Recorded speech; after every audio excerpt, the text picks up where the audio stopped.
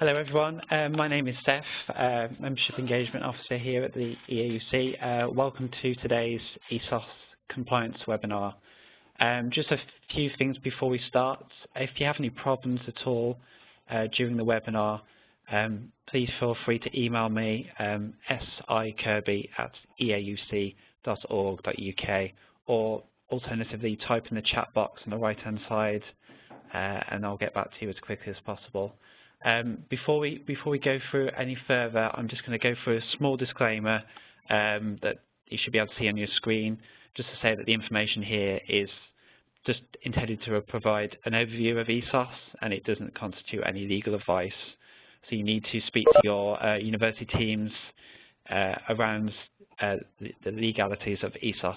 I'd like to hand you over to Joel Cardinal from the University of Warwick, and he's also the Energy and Water COP convener, and he'll go through some things about ESOS as well. Morning, everybody. Yes, Joel Cardinal from University of Warwick Estates Office, looking after energy and sustainability, as Steph says, and also co-convening the committee of practice with Andrew Byers from Aston. We've been trying to propose some ideas of discussions around various subjects that we all have an interest into from the either energy or sustainability or both point of view, and we had a bit of difficulty to plan this ESOS discussion, but never too late. So really, it's a chat. It's informal, and there's probably what we would like to do with the community of practice discussions, and hopefully discussions will make rising ideas of perhaps longer meeting or longer discussions or areas of more focus. In this case, the ESOS is obviously important, and I've just put two questions to perhaps go around this morning. Perhaps a little bit on ESOS, if anybody wants to have any discussion around the technicalities of ESOS, because the compliance is due in December, so there may still be time to debate that. And if not, we may be able to have a bit of a chat on other things. What do we do with it? Do we leave it as it is, or is it an opportunity to do something better or useful? So perhaps just going around the telephone. Do any of you would want to raise any questions on ESOS? Are you in? Does your university or college have to participate in ESOS? Have you found that you have to, or you want to, or any immediate comment on that?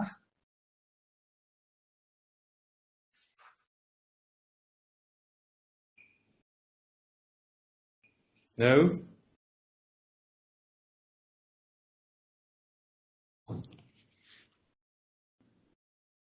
Okay. So I'll take that the question of compliance, or whether student funding or not has been either resolved on your side or you've decided. If you are in out, would any of you be able to speak and tell what routes of compliance have you taken? Because there are a couple of routes, main routes offered, and that's probably of interest. Because Joel, can you hear me now? Yes. All right, yes, I just realised, I think if people want to talk, they have to untick the red cross on their screen, which mutes their phone. So I just realised that, because I was talking and it just sounded like no one was listening. Okay, yeah, indeed, I can see that there are still some red crosses on my screen. So yeah, perhaps that means that if anybody else wants to participate, you have to speak nicely to your computer. Yeah, you have to right-click and then click unmute. But just from a National University point of view, our legal team have basically stood by the, there's a group of universities that they're amongst, and they've stood by the fact that we're not ESOS compliant because they sit under that the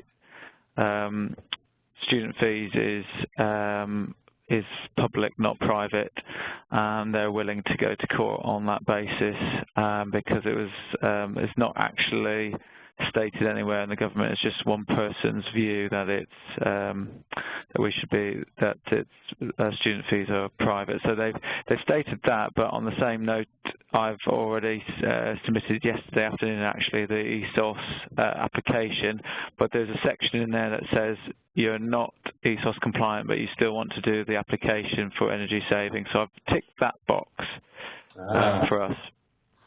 Okay, very good. Anybody else wish to comment on their university decision?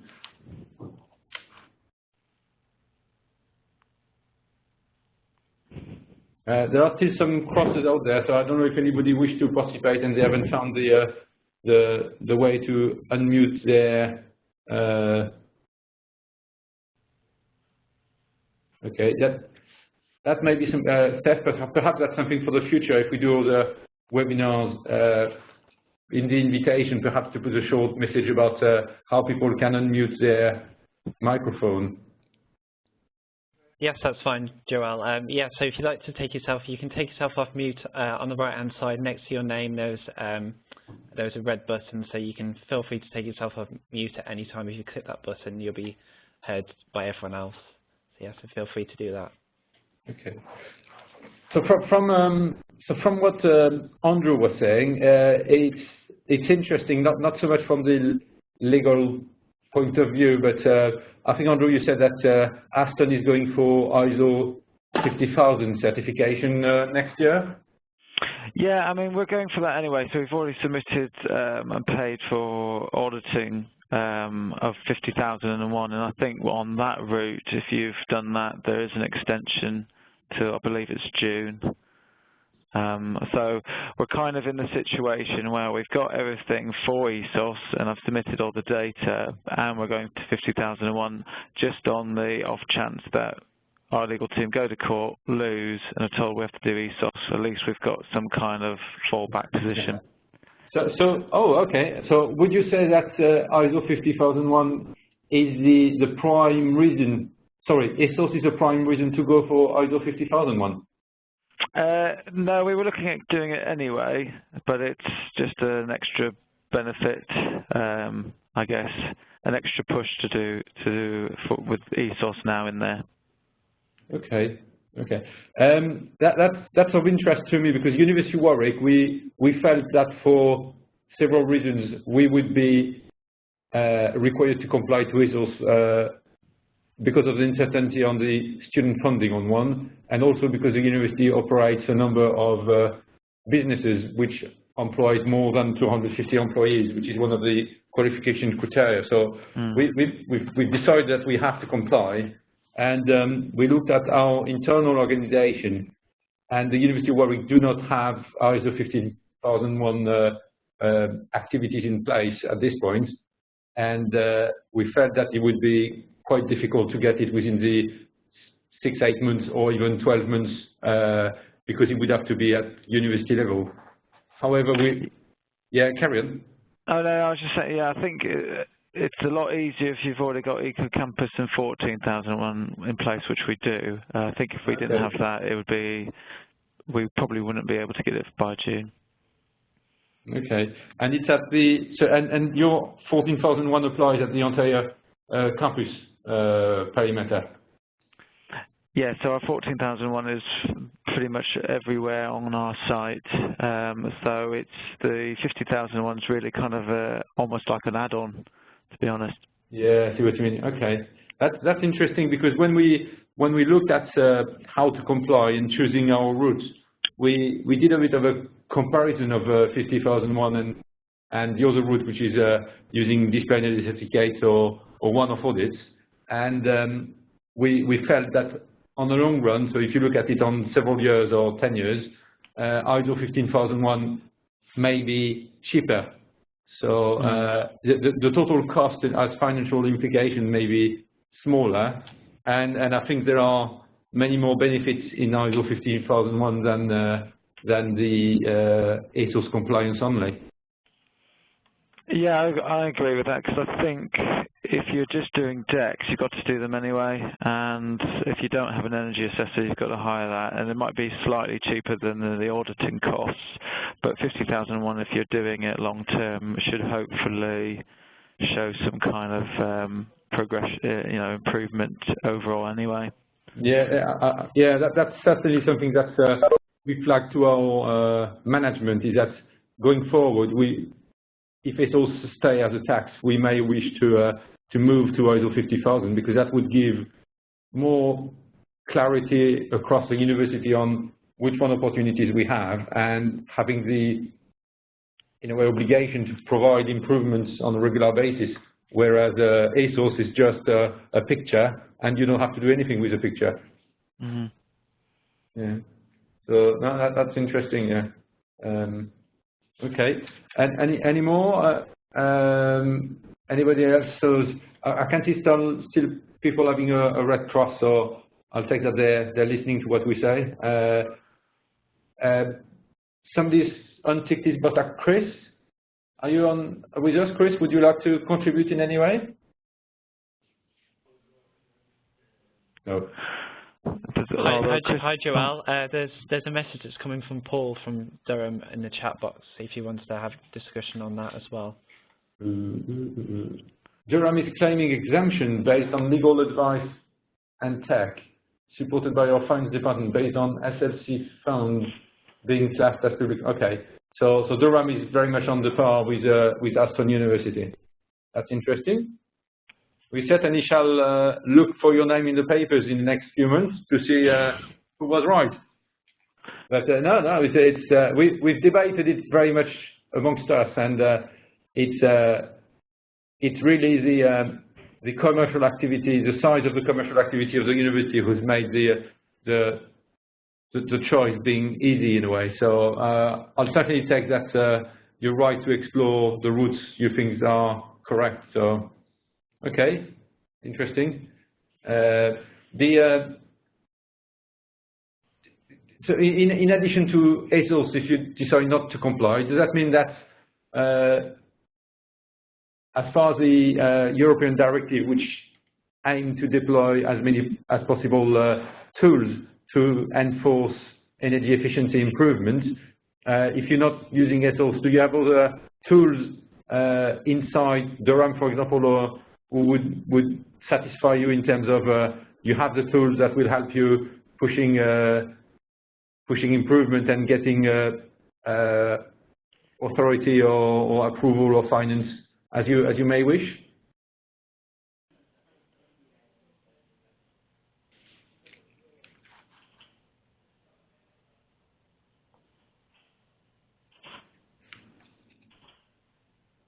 Do you have so? Moving on perhaps to the other question on the screen, then if you're not complying and you don't have to, then that's just not a question at all.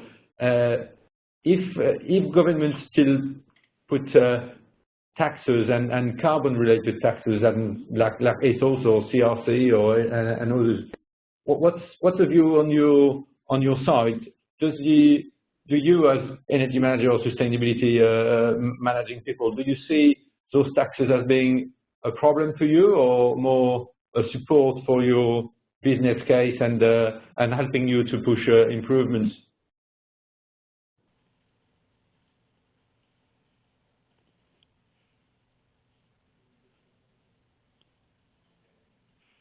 I mean, I know from Aston University's point of view, energy costs are one of our main drivers now. So I think, because I think with the fact where the government's trying to move it into one tax now, there's a kind of, I don't know if it's a green paper or what, but they're trying, I don't know if anyone else has seen it, but yeah, they're trying to see if we should only report on one mechanism like ESOS. Yeah.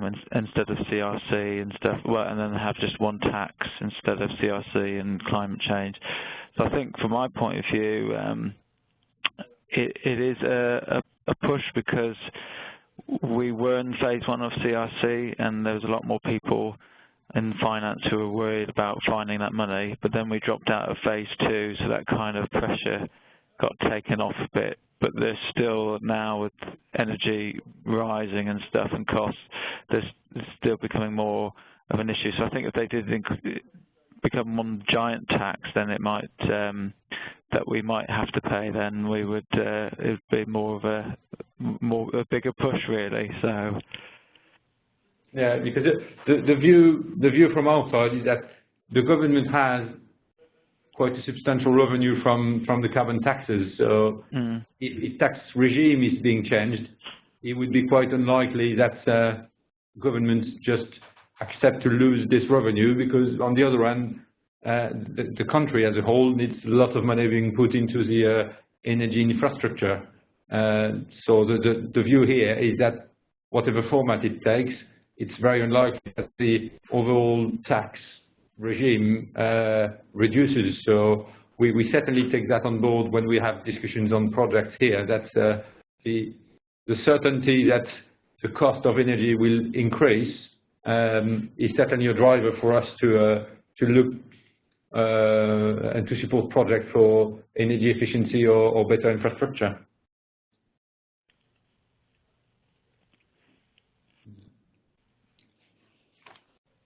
Okay.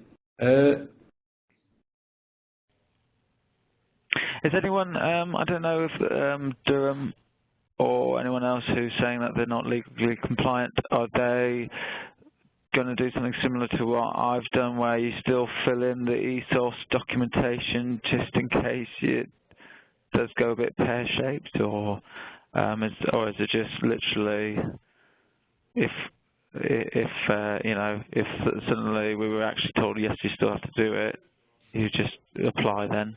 Has anyone, you know, got like a plan B? Okay, I think there are a couple of messages on the chat. Let's see if anything comes through the chat. Message from Paul from Durham. We'll still to support the sector via a carbon management plan and using DEX to drive energy efficiency within the estates. So people will continue using DEX, although there are another discussion about government wanted to take DEX out to drive energy efficiency. The tax landscape changes, I assume, will need to recoup the 800 million revenue. Yeah, that's certainly true. Yeah, some way. It's quite sure the Treasury won't let go of all those hundreds of millions. So Paul from Durham, when you say you use DEX and you intend to continue using DEX, do you use DEX as part of any business case to justify investment, or as a bit of a competition tool within department or within the university to look for continuous improvements?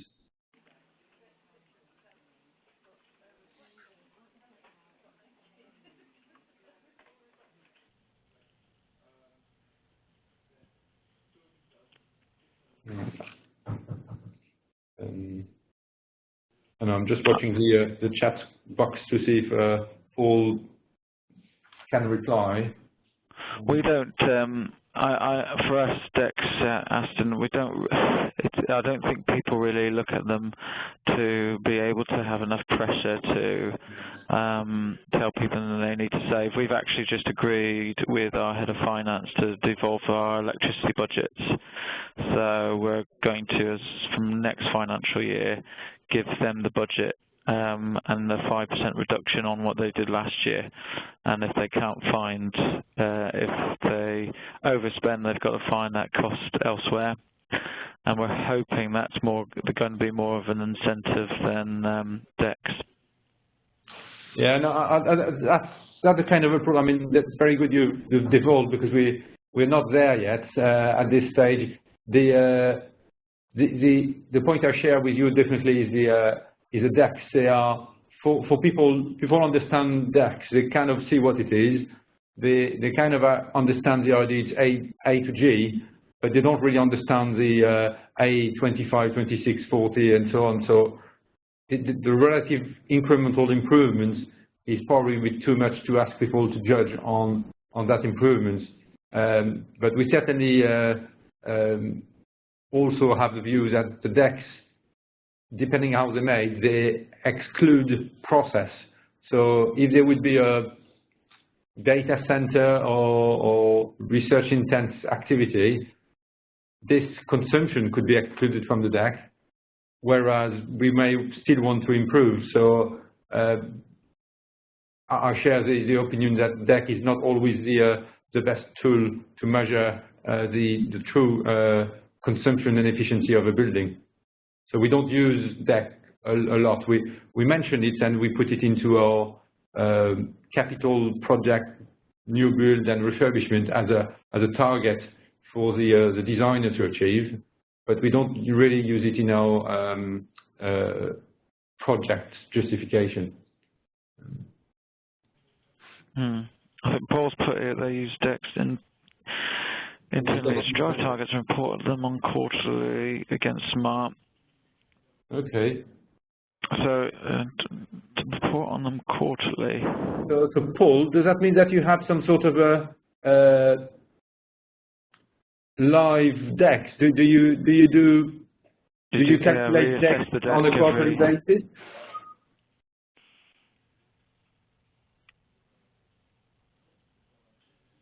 I mean, we have more of an electricity league, which is a fun way of doing it, and people are more concerned about why they're at the bottom of the league than the top of the league.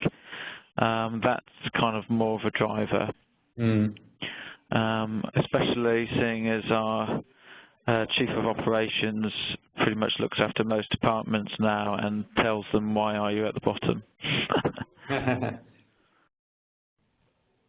Okay, yeah. So it's more the budget and the competition which is moving the people because you put the tools in place.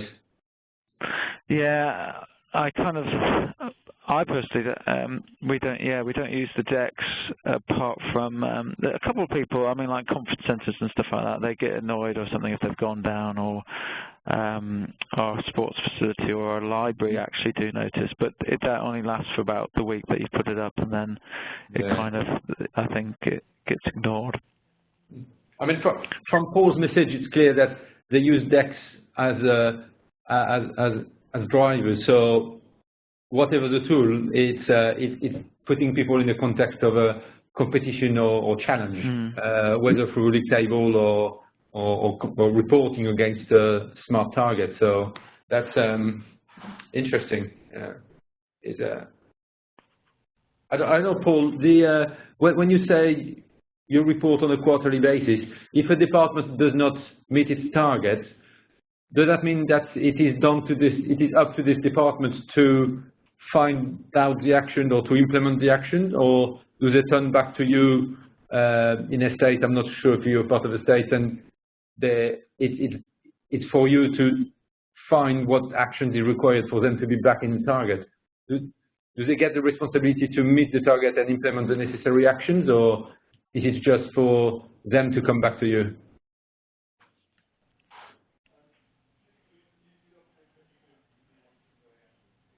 Okay. So it's a similar way of as if you were doing a DEX, but you just do the consumption. Yeah. Okay. Interesting. Yeah, it's good. It's good. Yeah. Does everyone? I mean, regarding ESOS and DEX, does everyone realise that if you're going down the DEX route, your annual report advisory report has to be no more than 4 years old? That's one issue if you are doing that route. Yeah. I don't know if anyone's got any, because that kind of made me realise that our advisory reports were out of date on that basis, so I had to review them quite quickly.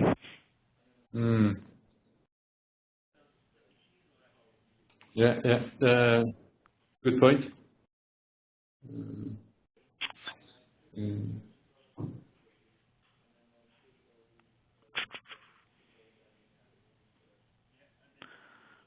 Nope.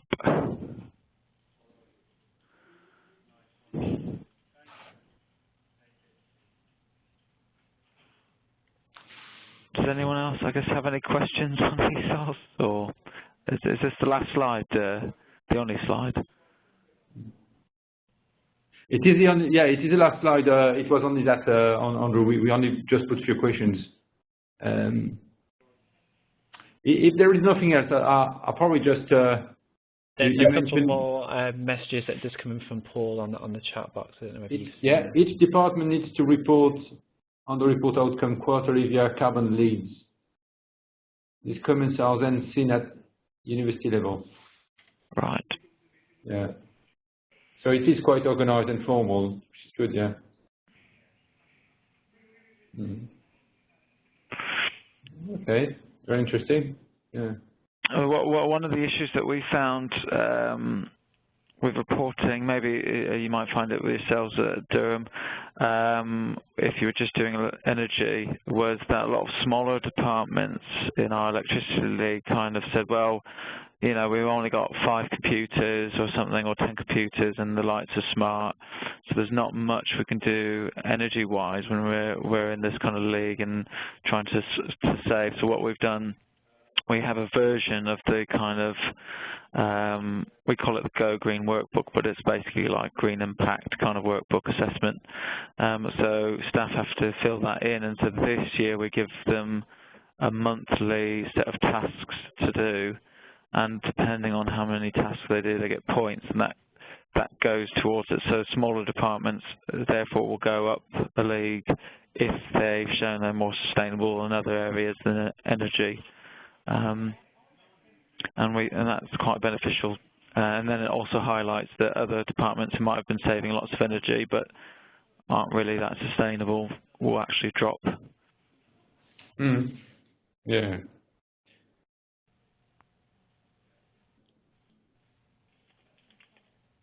And then in both Aston and Durham, do you have this coming from the top of your organization? Do you feel supported in doing it?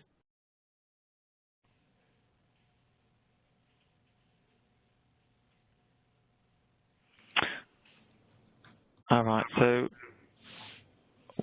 Paul said that they're ready to comply with DEX. Does that mean that you've filled in the application, or you've just got all the information ready just in case?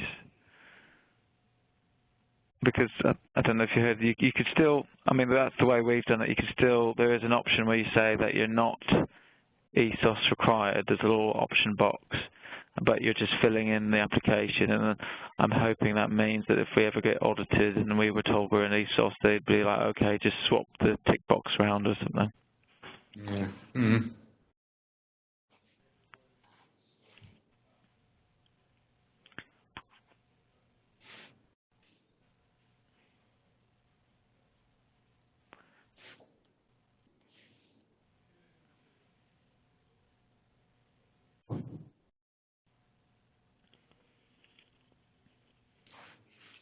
Ah, right, okay. Yeah, yeah. Okay, so it's quite clear then. Okay. Message from, oh, Is it? Paul. Is it Paul? I'm not sure we have a pal on the list, so perhaps it's Paul. Paul, yeah. So I guess no one else has any questions, or are you just still trying to work out how to unmute? Okay. Just got one more question coming in. Yeah.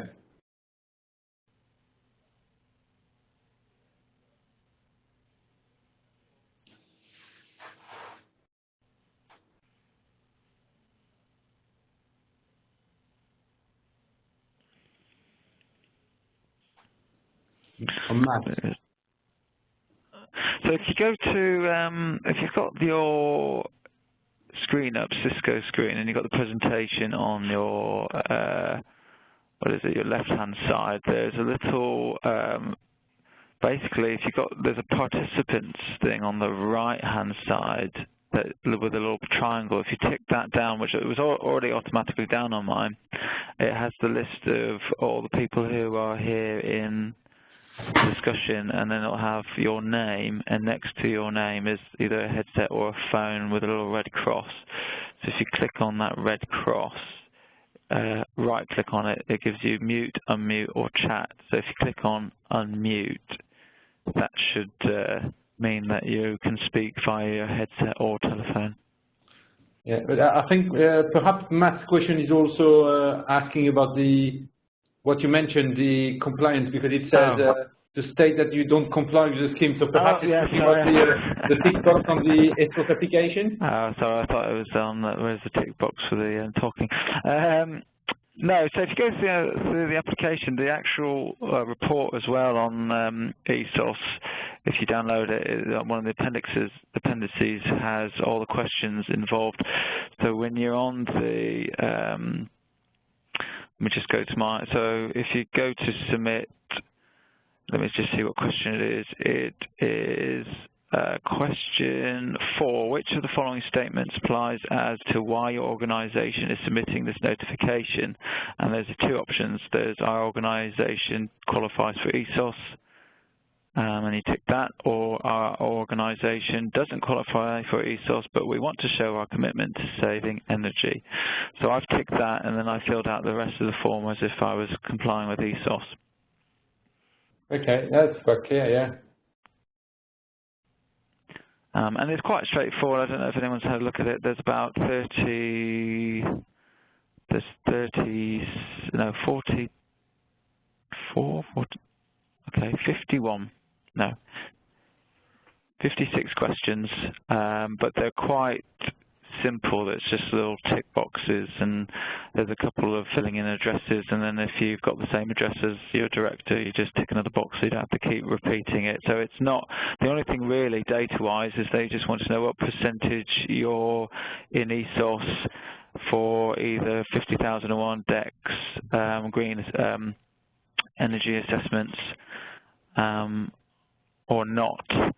Or ones that aren't fall under there. So I basically put we're 97% in DEX and the other 3%, you know, because you're allowed a 10% margin. Yeah. So that's the only data that you actually submit. So apologies, I've just unmuted myself. It's Matthew Arnold speaking. Hello, Matt. Hello there. Is there a web link to this tick box, or I'm struggling to find where this. When you actually are going to submit your application for ESOS, so I can. It would be on Environment Agency website on the ESOS declaration, I suppose. Yeah, there's ESOS notification. Yeah, I think it's via. It's definitely on the Environment website, Environment Agency, and then. I must have just gone ESOS, and then there's if you go down on, I must be compliant with ESOS, calculating guidance, where is it? Submit your ESOS notification of compliance, and so there's, when you click on that, when you're fully compliant, submit your notification, and that sends you to a new website called Notification for Energy Savings. I wonder if I can paste this into everyone's. Can I paste? Was that? Okay, so I've sent it. Could you try to make Andrew presenter for a minute? Then we could see his screen. I found it now, actually. I've just sent it to the EAUC on the chat privately, so hopefully that will then.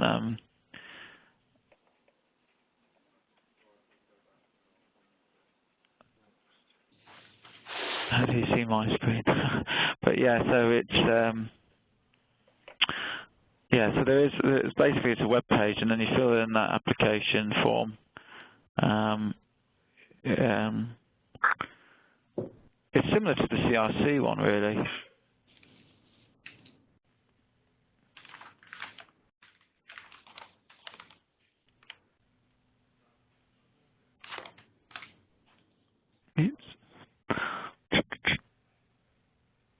Let me just send it to everyone. Send to. Right, let's try that again. To everyone. Hopefully that will work. Does that work? Has everyone got that link under chat? So yeah, we have the web link coming to. Yeah, hopefully that goes through to this Environment Agency random page, and there's 17 pages, but so that's basically all you have to complete. Obviously, you need your energy. You need to still have an energy assessor because it asks for the energy assessor's details. So you can't just complete it and send it off. You have to have them, and if you've got an external one, you only need one director. But if yours is internal, you need 2 director contact details. But contact details only, yeah. Yeah, it's quite straightforward. Okay. Okay. I'd like to perhaps close the conversation because personally I have a meeting to go to in 4 minutes. But Seth, I suppose if there are any more questions coming through after, perhaps they can be addressed to EAUC, and between Andrew and myself, I'm sure we can provide an answer. Yep, that's fine. Yeah, Joel, we can do that. Yeah, just a couple more questions. Yeah, we can forward them on, and then hopefully we'll be able to have a bit more discussion post-webinar about ESOS compliance. Yeah. Okay. Yeah, I mean, depending on the question, we can always do another short webinar to finish answering the questions, or we'll move to another subject next time. Yeah, that's perfectly fine. Yeah, I'll fire across any questions, and then post webinar we can have another discussion if that's needed. Okay. Okay. Thank you everyone for joining. I'm sure people have got places they need to be. So we'll end the webinar just here. Okay. Thank you very much for organising. Thank you very much for contribution, and see you soon, Andrew. Okay. Bye. And yeah. Okay. We'll take up next time then. Thank you. Bye. Thank you. Bye.